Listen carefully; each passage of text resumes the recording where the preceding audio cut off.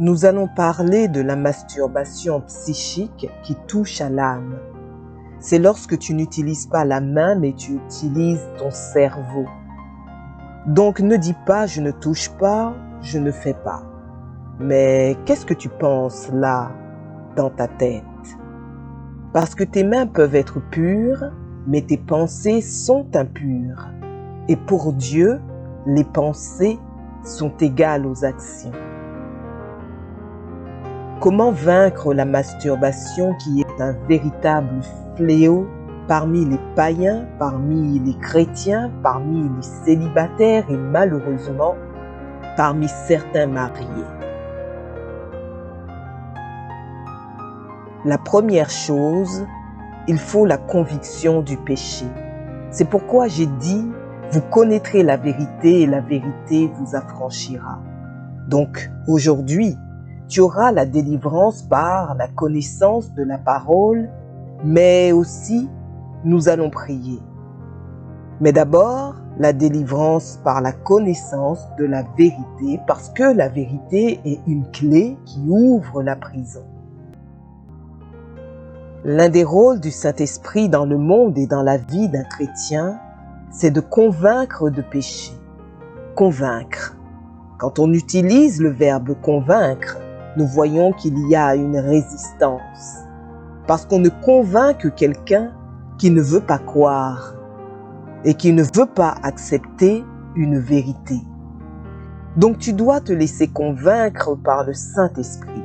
Convaincre de péché, c'est-à-dire que toute ta vie, tu pensais que c'était normal. Tu n'avais pas de culpabilité, mais tu entends la parole de Dieu et le Saint-Esprit te parle au travers de la parole et tu te laisses convaincre. Et d'un coup, tu es convaincu que c'est mal. Quelqu'un qui se masturbe et qui se justifie n'abandonnera pas la masturbation, ne quittera pas la masturbation. Tu dois appeler mal ce que Dieu appelle mal. C'est le Saint-Esprit qui vient te convaincre de péché.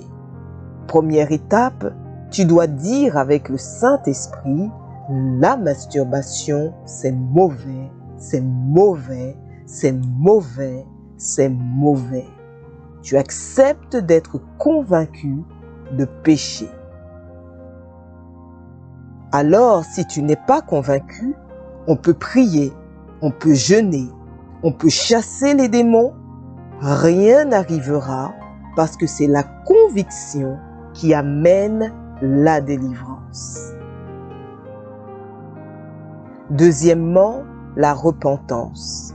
La repentance, c'est quoi? Avant d'être le fait d'abandonner une chose, la repentance, c'est un changement d'opinion. Tu avais une opinion que la masturbation était bonne, tu changes ton opinion, tu t'es repenti. Alléluia! Tu regrettes d'avoir cru cela, d'avoir accepté cela. C'est pourquoi, dans la repentance, il y a aussi le regret. Un changement d'opinion, un regret par rapport à une position préalable que tu avais.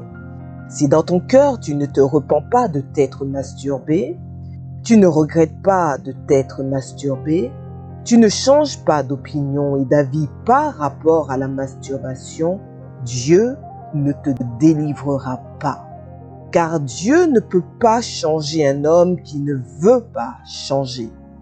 La haine du mal, c'est déjà le processus vers le changement. Dieu ne peut pas te sortir du péché de force, non.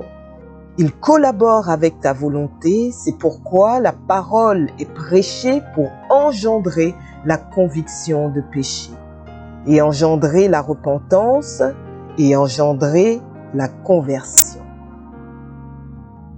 Troisièmement, la foi. En qui? En Jésus-Christ. Acte 20, 21. La repentance sans la foi ne sauve pas. Tu peux regretter, c'est mal vraiment. Mais même quand on était païen, on regrettait. Tu ne dois pas seulement être convaincu que c'est mal. regretter et haïr ce mal. Tu dois maintenant aller près de celui qui donne la force et la nouvelle nature qui peut dominer la masturbation. Tu dois croire en Jésus. Oui, mes frères, sans la foi, tu ne peux pas abandonner le péché. Satan attaque la foi pas seulement pour s'opposer au miracle, mais pour s'opposer à la sanctification. Parce que nous nous sanctifions parce que nous croyons. Si tu cesses de croire que Dieu existe, si tu cesses de croire que Jésus est le sauveur de l'humanité, tu vas retourner à tes anciens péchés. Donc, la foi aussi engendre la sanctification. Tu dois croire, pas croire en toi. Oh, j'ai essayé, ça n'a pas marché. Je ne parle pas de toi. Je parle de Jésus qui a tout accompli. Tu dois croire qu'en croyant en Jésus, tu vas être délivré de la masturbation. Et si tu crois, tu vas voir le miracle de la sanctification. Souvent, nous avons la foi pour être guéris d'une maladie, pour avoir de l'argent, mais nous n'avons pas la foi pour recevoir la sainteté. Toi qui n'arrives pas à contrôler tes mains, souviens-toi d'une chose. Jésus a été crucifié et donc tes mains aussi peuvent être crucifiées. Tu ne pourras vaincre la masturbation que par ton attachement à Jésus. Il est le cep, tu es le sarment. Si le sarment n'est pas connecté au cep, la sève qui est dans le cep n'entre pas dans le sarment.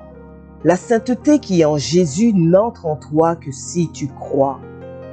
Nous nous attachons à Jésus-Christ par la foi.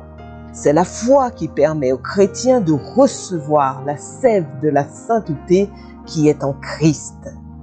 Cette même foi qui fait marcher les paralytiques, cette même foi qui ouvre les yeux des aveugles, cette même foi aussi délivre du péché. Alors ne dis pas « ça ne va pas marcher, je finirai par tomber ». De la même manière qu'un malade dit « je ne serai pas guéri » et il ne sera pas guéri.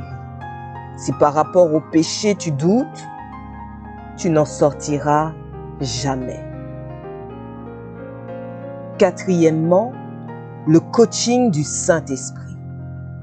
La sagesse du Saint-Esprit permet aussi de vaincre la masturbation. Jean 16, verset 13, le Saint-Esprit a comme rôle de nous diriger dans toute la vérité et de nous diriger dans la sanctification.